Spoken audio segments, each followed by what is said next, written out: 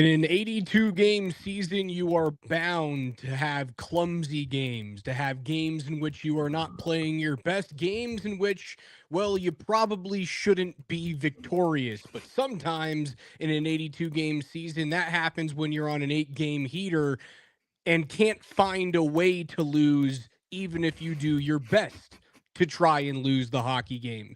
And tonight in Nashville, on the first of a back to back for Colorado, they extend their win streak to 8 games by scoring a goal 15 seconds into the contest before the Nashville broadcast even knew what was happening on the ice. And then they rode 35 Mackenzie Blackwood saves, 12 of them coming at grade A pinpoint locations. And the Avs just can't freaking lose. What is going on, Spring? Yeah. That was a really funny open you just did. And it's like things are just going their way. I mean, they've been playing very, very, very well. Now, tonight was, in terms of things are just going their way, guess who the schedule drew for you? A bad Nashville. Nashville team. If they were playing damn near any other team in the league tonight, Yep. that's overtime at least. But because it was Nashville who suck, no offense, like that's just a fact, okay? I hope any Predators fan could even admit themselves that is the truth. Because it's Nashville, you win because you scored 15 seconds into the game. And I guess the story is Mackenzie Blackwood. I say Nashville sucks, and they do suck, but they had some looks tonight. And it wasn't just 35 ho-hum saves. There was a handful of them that required a higher level of skill, and Mackenzie Blackwood answered the bell. I would say for me, it was first half of this game, centering pass to Philip Forsberg from behind the net. Yep. That was the glove save. I mean, that's in tight quarters. That was vintage Blackwood. That's a smooth, right in the glove save. The save on Roman Josi minutes after that as well. Like, sure. You kind of knew he was feeling it, Spring. Yeah, and he was. It looked like good Mackenzie that we saw last year. Square to the puck, fundamentally sound. Like, it looked like he was back. And yes, it's Nashville, but it was 35 shots against, and a handful of them were dangerous. Like, a 35 shots shutout is no joke. You see some shutouts where like 19-19. Right. This was 35 of 35. It was no joke tonight. Money Puck had Mackenzie Blackwood facing 4 high danger opportunities, and now high danger opportunities are tough when you just look at the stat sheet. If you're just looking at like an advanced analytics site, because the way that you find high danger opportunity is proximity to the net. But I could argue that even if you're 40 feet away from the goal, if you have a 2-on-1 and it's backdoor and you shoot from 40 feet, that's a high danger scoring opportunity. So most of the time for me, if you can extend that to medium and high danger opportunities, there were 15 shot attempts tonight for Nashville out of their 55 that they threw at the net that were low and high danger. For grade A opportunities, I probably counted 5 or 6 this evening that he stopped. Yep. It didn't feel like he got lucky on them either. Like, sometimes you just happen to be in the right spot at the right time. Blackwood tracked everything. And Kevin in the chat is right. Yeah, he definitely deserved the first star this evening. He was the best player on the ice in a game in which Colorado just like didn't have it. And that's what happens in 82 game seasons. You're going to put out stinkers. Like, you're going to lose games because you just simply don't either have the juice or pucks aren't going your way. And sometimes you need to have your goaltender, your number one, and that's what Mackenzie Blackwood is paid to be, show up and be the number one. I think this means everything for a guy that is, let's be honest, Spring, he's fighting to get his job back just because he's coming off of surgery. That leads me to my hot take question, because I'm watching this game in the studios and I'm talking with Berto. And the last time I was here, I was yelling And it's not like the door into this new podcast room we have is not one of those like big soundproof doors. So Berto was like, "Man, what were you yelling about?" I think it was. You do a great Birdo. I Man. think it was. It had to be. It was the Avs Ducks game where they win like 4-1 or whatever it was.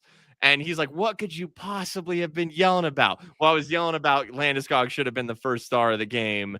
It was a ridiculous tongue-in-cheek take, but nonetheless. So he's like, "What are you going to yell about tonight?" And I was like, "Dude, what can I even yell about with this game?" And I was like, "Well, I'm not going to yell about it, but here's the hot take question." And you just alluded to it. Did Mackenzie Blackwood get his job back tonight? He made it a difficult decision for Jared Bednar moving forward. Now it's a second of a back-to-back is tomorrow against Chicago. So the conventional wisdom is go with Wedgwood because not only is he playing well, but like you don't like putting goaltenders in the net in back-to-back games with travel in between, let alone a goaltender who's coming off of hip surgery in the offseason. So I think if Wedgwood starts tomorrow, don't go, oh, he doesn't have his job back. But this is a gigantic step in, hey, guys, I'm back. This is my net. And you look at Scott Wedgwood and you go, dude, thank you so very much. Congratulations on your $2.5 million, but I'm the one. It gives you the opportunity to kind of like ham and egg him, play him every other game if you want until someone goes sour. Because here's the reality of it, and I almost want to clarify it by saying the unfortunate reality of it. And I mean that with respect to Scott Wedgwood, who has been so good. But this had been, and in theory still should be, Mackenzie Blackwood's job, as well as Wedgwood has played. So now they do have a luxury here. It's still late November. It's still, the calendar has still yet to turn.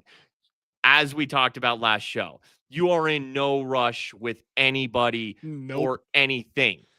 But like we saw tonight with Gabe Landeskog, back half of this game, firmly, and he started this game on the second line, which we theorized could be a possibility, if not the likelihood.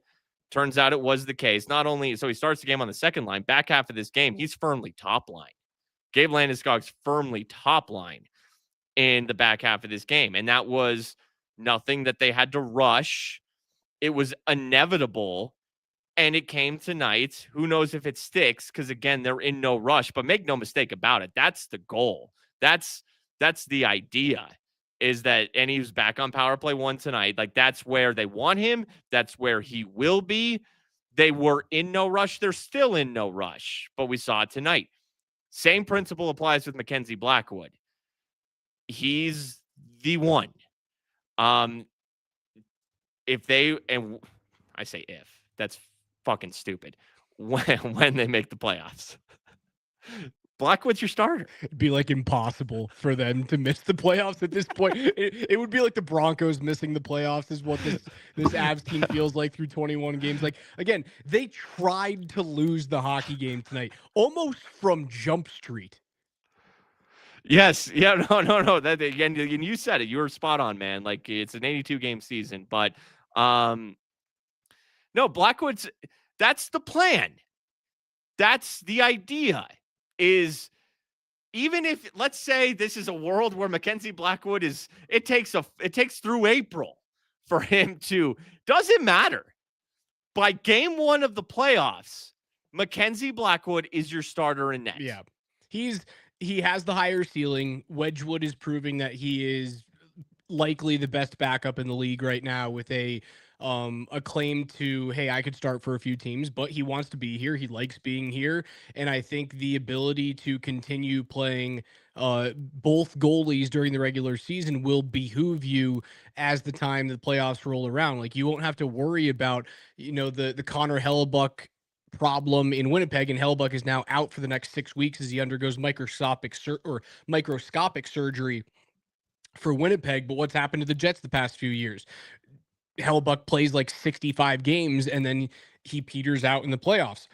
It's very similar to what happens with Jake Ottinger in Dallas, even though he beats the Avs. Like, don't get me wrong, Ottinger has Colorado's number, but at some point, Otter starts to shit the bed. And most of the time, it's in the Western Conference Final. The past couple of years, it's been against Edmonton. But I think most of that is because Otter is relied upon so heavily to get Dallas to where they are in the regular season. The Avs have done that in the past, right? You lean on Alexander Georgiev. You leaned on Semyon Varlamov for all of those years. What's the one year that the Avs didn't have to lean so damn heavily on their goaltender after the Patrick Waugh years? It was 2022 when you had Pavel Francouz and you went, well, he can play 20 games if we want him to. He can play 35 games if we want him to, just so long as Darcy Kemper is healthy and ready to go during the playoffs. Now, I know there were injuries notwithstanding, but you get my drift. Man, dude, you are fucking crushing it tonight. Because yeah, once again, for I think the third time, I'm gonna say spot on. Thanks, buddy. Like, that was Kemper and Francouz, and you had the reliable backup, and you didn't have to burn out Kemper, so they can still 60-40, 55-45, 50-50 this thing the rest of the way, and they are sparing and saving energy for both of their very legitimate goaltenders.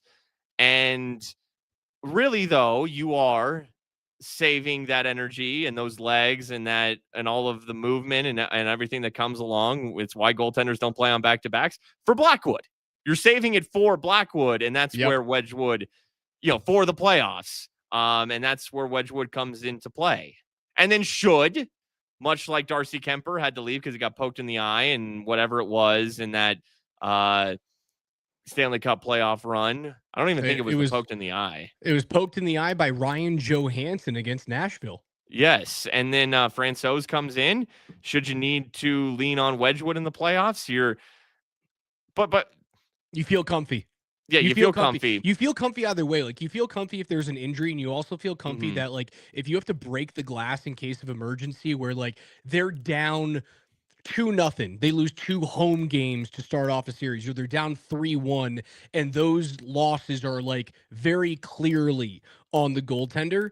You feel great about going, we're going to Wedgwood because we trust him to win hockey games, and maybe that's the spark the team needs. It is such a delightful problem, as you put it earlier in the show. It's a delightful problem to have. Okay, a couple other things from this game. I mean, Brent Burns game-winning goal 15 seconds in, unassisted. That dude rocks. That's just, I mean, like, I guess it's the Brent Burns game as well, even though it was 15 seconds into the game. But he's a guy who can have a game in terms of, like, it's not just some early goal and then a lot of nothing happens offensively. Like, Brent Burns has shown he could have a game this year where he scores 2, where he has a goal and 2 assists, where he's making nice defensive plays as well, where we could have, as this season progresses, maybe in the back half of the season, a more suiting and formal Brent Burns game. But yeah, I mean, that's the dude. That's of all the guys, and it's well deserved when you think about it. He was the offensive difference tonight. It's amazing. He led the team in goals above expected. Brent Burns tonight. A team with Nathan McKinnon he scored and Cale Makar on it. He led the team in goals above expected. I see Donzante in the chat on YouTube. Nate just was terrible. Yeah, he was terrible. There were a lot of Avs that were not good tonight. Well, Nate just was the one they took off the top line. A game. And right, isn't that awesome for you to be able, as Jared Bednar, to go, Marty, like, figure it out, but he doesn't have to pull up like Poland to come up to that line. He doesn't have to pull up Taylor Makar or Zakhar Bardakov up to that line. He gets to look down and see a top 3 first-round pick and the longest tenured captain not named Sidney Crosby or Alex Ovechkin. He gets to pull that guy to the top line. What a luxury.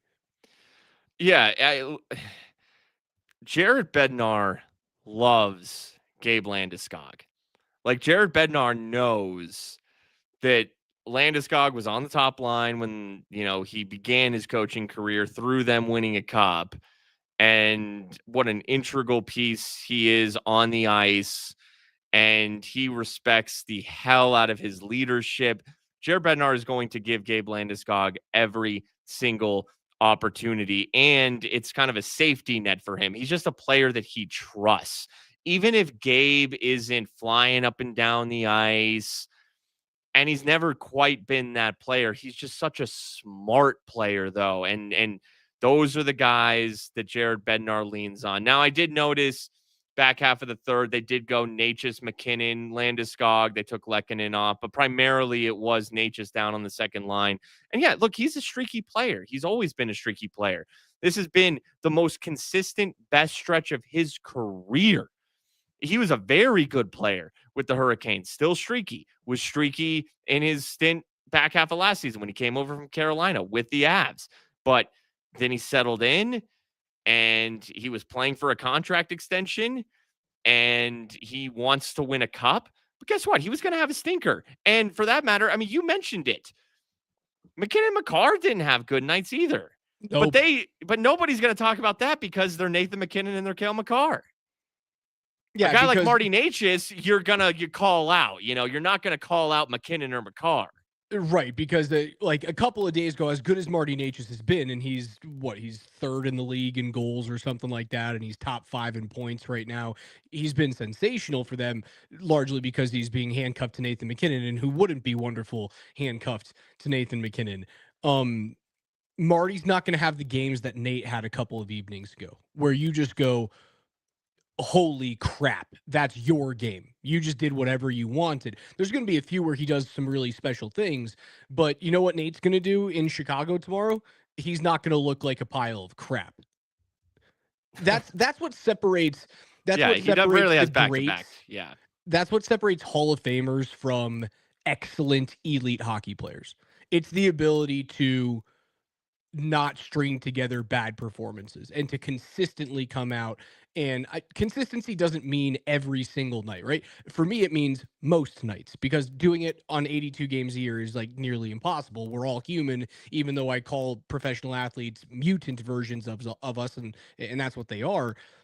If you do it most nights and you don't string together crappy performances, you've got a really good chance of playing a long time and putting up a bunch of points in this league.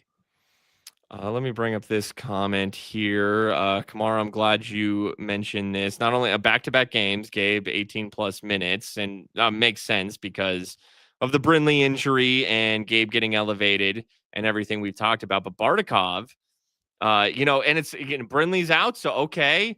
It's not Taylor Makar. I'm not sure how many options they have on him. It's Tristan Nielsen and it's Jason Polin, who did about nothing tonight, both those guys. But hey, Bardakov was of the three on, your bottom three.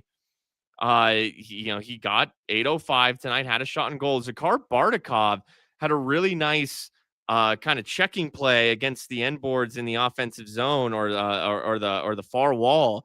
And he threw this nice zipped centering pass at an angle net front to Jack Drury, who almost put that thing in. It was a really nice play from Bardakov. So they don't. You're not going to trust Poland. You're not going to trust Nielsen. But Bardakov, they trusted him a little bit tonight. That's got to feel good for a guy. Now, it's still just 8 minutes. He wants 15. But nonetheless, hey, he had a moment and he played well tonight. I would agree.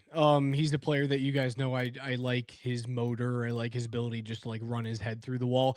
He feels like he skates as hard as Miles Wood did, but he doesn't do as many catastrophic things when he's around the puck. You know what's funny? Miles Wood scored his 6th goal of the season for. Dang, man, good for him. Good for him. I don't want to like bury the dude because I did enjoy. I enjoyed him when he was healthy in New Jersey, and that's why I thought the deal could have been fun. He just did too many holy crap, that's going to lose us the hockey game things when he was certainly last season. Certainly last season. There's no doubt about it. But how much of that was the back injuries? I really do think that played a large part. And then what, I think he's a $2 million cap hit, which is really team Oh, friendly. that's hardly anything nowadays. But Brindley's under $1 million. And that's even more team friendly. Yeah, I take Brindley any day of the week because I know he's not going to do something that's going to lose me a hockey game. And that's funny to say because he's got like 25 games of NHL Mm-hmm. experience, maybe not even. I think he's got south of 25, might have south of 20 at this point. He's not going to do something that loses me a game or God forbid a series, much like the Miles Wood thing did Yeah. last year. Like Benny's saying he's got PTSD about Kale stringing together bad games in the Dallas series. I have PTSD about the Miles Wood turnover. And Brindley's got upside. Miles Wood is who he is, even when he's right, which he appears to be right. And he's a very good bottom six player, but Brindley has top six upside. So, and it saved him money, also unloading Coyle, who appears to be playing well as well. But from a cap perspective, I get it. And then Brindley stepped up to the plate, but obviously, and Jared Bednar saying before the game that he did not get good news on Brindley. He was kind of grim about it, but did kind of sound like a week to week thing. That being said, the other three players outside of Brindley who are out all seem relatively close. So Connor, Kiviranta, even Nichushkin. I think O'Connor would have been back on this road trip had they not just had a kid. Mm-hmm. Because OC just welcomed a baby boy like 3 or 4 days ago. I'm going to assume when they jump back home and they have San Jose on like Wednesday night. I think it's the Yep. Wednesday prior to Thanksgiving. They've got San Jose. I expect that he'll be back for that game. I could be wrong, but I just No, that have makes a a ton feeling. of sense. That does, yeah. And yeah, maybe that's a good thing. Is that like I'm not saying it's a good thing that guys go down and are injured, but it allows you to seamlessly plug veterans back into your lineup that know that that's their job, that's their spot, and you're not like competing for it. You can kind of just like slide back in and see if it fits. And if someone underperforms, you retest Brindley sometime in December. Okay, given that, yes, they get a shutout win tonight, but it was lackluster, and it's fortunate that it was Nashville. But Chicago tomorrow. Chicago has been good. Not great, but good. They've been fun. Are you worried? I mean, if you play the exact game you did tonight in Chicago tomorrow, you will lose the hockey game Yes. because what Chicago is a fun, loose offensive unit that have guys who can score. Like Frank Nazar is a delight to watch. Connor Bedard is starting to flourish before our eyes, in terms of being a pure goal scorer. Spencer Knight is turning into the first round pick that we all thought he was going to be out of the U.S. National Development Program. They have a young budding goaltender who's playing. You can make the argument Spencer Knight's playing the best goalie in the NHL right now, and they have a super fun, loose offensive unit. Everywhere else, they're not ready. Of course. But with, now that Brindley's out and Nichushkin's still the best player out, but you add Brindley to the list, OC won't be back. I mean, I'd rather have Kiviranta than And anyone in their Jason bottom Poland, three. yeah. Yeah. So, given how they look tonight, I don't know. Like, it kind of does. Now, what's funny is they're the best team in the NHL. They have some of the best players. I mean, they got the Hart Trophy favorite and the Norris Trophy favorite. And Natchez is still damn good. And Landeskog is starting to come into his own. And I think Arturi Lehkonen is a guy who's due. Man, it's funny. Heat on Natchez. I'm telling you, Lehkonen could be doing more, but we love that player. He works his ass off. It was like, man, he's snake bitten. Then he got a couple goals. Now he's like kind of back to where he was. But all of these players are more than capable than just flipping a switch. And even though they look like shit tonight, And there are a lot of elements that just suggest tomorrow might be a loss. Yeah, They could, though, just do the thing and win I that think game. I think tomorrow has to be a game in which the power play performs for you to win. Right? Eventually this stops. Like Sure. you're not going to play 82 games and go like 76 1 and 5 if that's the is that the mark 76 1 and 5. You're not going to do that. I think that's how the math comes out. Yeah. Um Eventually this comes to a halt. Tomorrow, second leg of a back-to-back against a plucky Chicago team that probably wants to prove to everyone, hey, we're actually here. We're a force to be reckoned with. Look who we just played well, or look who we just beat. The Colorado Avalanche, the mighty Avs. Yeah, it is shaping up for a game that they could lose, but I have a feeling the power play with Gabe Landeskog at the net front tomorrow is going to tally a couple of times. I really liked Gabe's ability to go and retrieve pucks in the corners. I think that's something that the power play hasn't really had. Shots that miss the net, pucks that get rimmed. Landy's elite at picking those pucks up. I don't think they have like a really awesome other dude on that power play unit that does it. I think they're going to score. 0 for 2 tonight, but it was the first game where we saw Landeskog as your more true net front presence. So, okay, I mean, like, first game of it, there's going to be after a different kind of transitioning somewhat back to the older system after, a month and a half of the newer system. Now you got to kind of relearn. And I think that that's a lot of what it was tonight. And it's also, okay, Natchez now primarily your right wing, which makes all the sense in the world except for his shot hand. Right. That's it.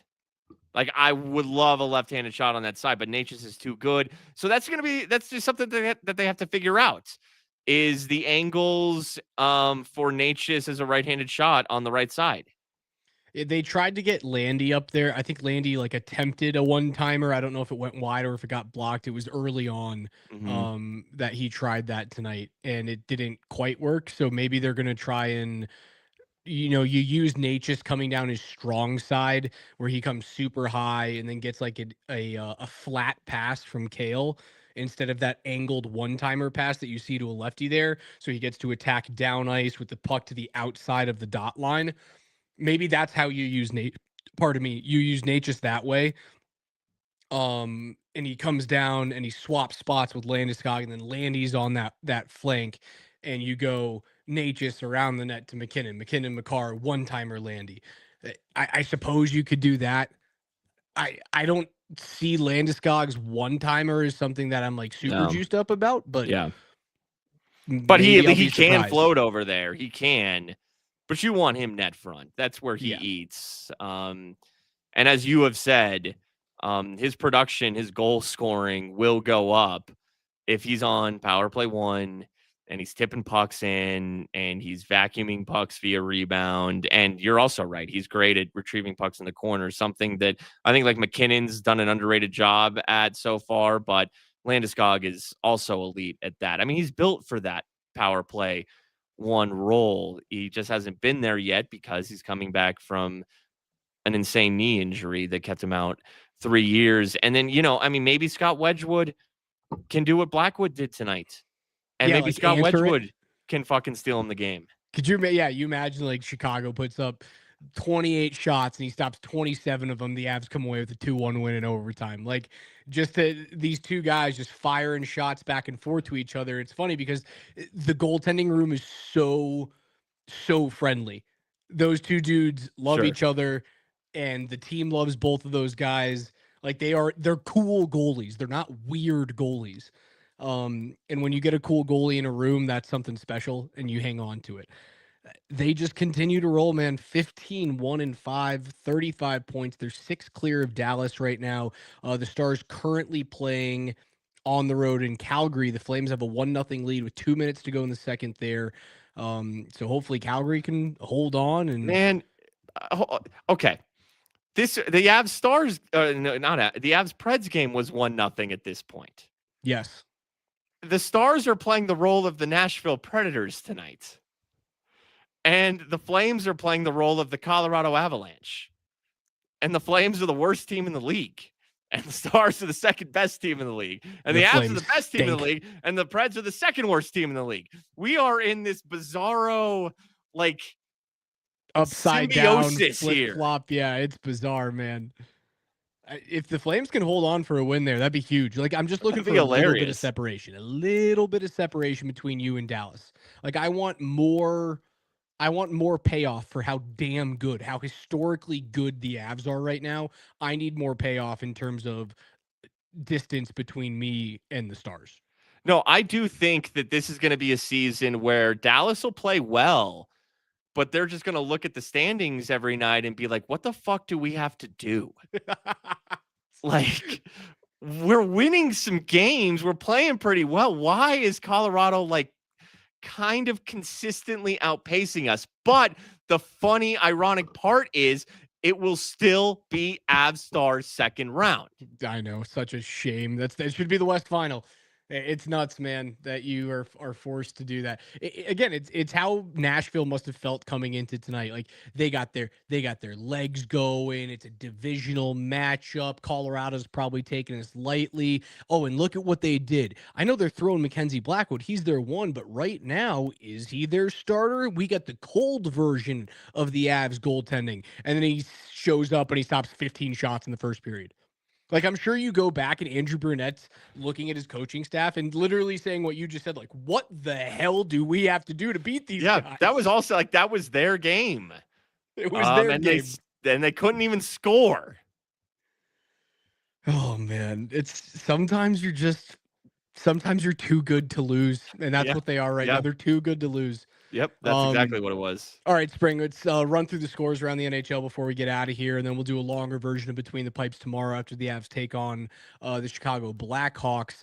6 p.m. start when that Blackhawks game is? Or is it 5 p.m.? 5 p.m. Oh, that's nice. A little bit earlier. That is very nice. That's going to be a really good Sunday night. Get you ready for your weekend for your week ahead game, and then like an 8 p.m. Between the Pipes. Like, yeah, that's a Sunday night right there. I love that. Penguins fall in overtime to the Kraken 3-2. Sidney Crosby, don't look now, 13 goals for Sidney Crosby. Alexander Ovechkin had a hat trick either last night or 2 nights ago for the Capitals, who fall 5-3 this evening to the Lightning. Brandon Hagel had a 4-point outing for Tampa Bay. The Senators get a 3-2 victory over the Sharks, and the Flyers double up the Devils 6-3. But did you see what happened off the ice for the Devils? Well, look, New Jersey has not been playing well since Jack Hughes, I don't know, sliced his hand at a dinner with Frank the Tank. Yeah, of all sliced things. his hand on like a glass, I think, at a team dinner. And now, speaking of dinners, Jack Hughes on a date with Tate McRae. Good on you, buddy. Look, I truth time. Jack Hughes is a handsome young fella. He is a handsome young fella. Jack Hughes got hit with the handsome stick and Quinn did not. That's poor guy. Poor guy. You're so right. Hey, first overall pick, all the talent in the world, good looking guy, out to dinner with Tate McRae. Some dudes just win out of the womb. You know? They sure do. They sure do. Good for him, man. He's having a great time. Hey, I wouldn't turn it down. He's in the freaking West Village chowing down with one of the hottest celebrities on planet Earth. Good for you, Jack. Good. And hockey needs that. Hockey needs that. I agree. Completely agree with you. The Oilers double up the Panthers 6-3 this evening. The Canadiens get goals from Lane Hudson, Noah Dobson, and Josh Anderson en route to a 5-2 victory at home as they beat the hapless Toronto Maple Leafs. Blues a 2-1 victory on the road against the Islanders. Red Wings get the 10th goal of the season from Alex DeBrincat in overtime. A little short side snipe from a guy who before today's game went, I should be on that team, when referencing Team USA and the Italy Olympics in February. He's scrappy as certainly from an offensive perspective. He's not big, he's small, but he can score some goals. He if that's a fourth liner on my Team USA, I'll sign up for that. 3-3 is the score after 40 minutes against the Vegas Golden Knights for the Anaheim Ducks, who are at What a home. And great then, matchup. I mean, those yeah, fun game. yeah, it's a lot like Avs Ducks the other night. Yeah, those, and there's Edmonton. Those two teams in Edmonton. That's a good Pacific Division matchup here tonight. And that'll do it. Yeah, a bunch of games on a Saturday for you guys to follow up with just 5 games tomorrow around the NHL. The Abs are right. They're smack dab in the middle. It starts off early with the Hurricanes and Sabres. Sabres scored like 9 goals against Chicago. They That scored is true. 9 goals on 28 shots or something last night against Chicago. That's I actually didn't catch the final score of that game. I did see Buffalo was like, I was like, why is Buffalo such decent favorites over Chicago at home? So, and I saw someone in the chat say, because like, look, the way Chicago has played overall this season, and the way the Avs look tonight, like, yeah, maybe the Avs lose tomorrow night, but Chicago just allowed 9 goals in Buffalo, and the Avs can turn it on at any given second. Maybe an omen in another respect. Of course. I just heard this from Benny 2095. Miko just boarded someone else. Is that true? I'll have to go and take a peek at that.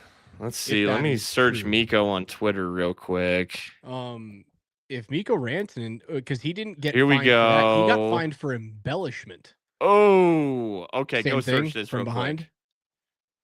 All right, I'll take a peek at it, Spring. It's this Robert Munich guy has it, right? And it's the first thing that popped up when I searched it. Miko, you just searched Miko? Just Miko. All right, I'm watching it right now. Matt Coronado, who's the goal scorer. Rantanen's going to get either fined or suspended for that. Because That's boarding. That's boarding. And that's now the second time you've had a sketchy play, and he got off scot-free for the hit the other evening against Alex Romanov. So and he also just got fined for embellishment. That's either going to be a suspension or a max fine. And now the NHL will be looking at Mikko Rantanen a little bit closer as the season goes on. Man, I was trying to give Miko some benefit of the doubt on the Romanov hit because I'd never seen that from him when he was on the Avs. I had seen some, loose skating, some lack of awareness. He kind of gets pushed from behind, although he still does extend his hands into Romanov. So it was a bad play, regardless of any excuses I would like to make. Now you put this on top of it, and there's no excuse on this one. No, he saw numbers the whole way. This is like he didn't get tripped up by Scott Mayfield here. He made a decision to put Matt Coronado into the boards. Wow. I'm shocked, to be honest with you, that Miko would have 2 of these in a week span. And, fool me once, shame on you. Fool me twice, shame on me, or whatever it is. Like now, second time, now we got a sample size. What is going on with this dude? Yeah, I don't know, man. That's not the Mikko Rantanen I'm used to. Yeah, that's unfortunate. That's sad to see, actually. He's gonna get suspended for that. He's gonna get a game for that. Yeah, that's dirty. Dang. I can't believe I'm saying this, but that is straight up dirty. Well, we'll have news on that tomorrow. As we have the Avs and Chicago Blackhawks at 5 p.m. We'll talk about that game. We'll talk about what happens from this Mikko Rantanen hit on Matt Coronado of the Calgary Flames. Coronado, the only goal scorer in that 1-0 lead currently for the Flames going into the third period. Weird things happen when you play next to Jamie Benn, don't they, Mark Springer? Avs win 8 straight. They can't stop losing even when they try to lose hockey games. But for Spring doing the good work on network this evening, I'm Raj. Thanks for listening to Between the Pipes on Altitude Sports Radio. We'll see you guys tomorrow night.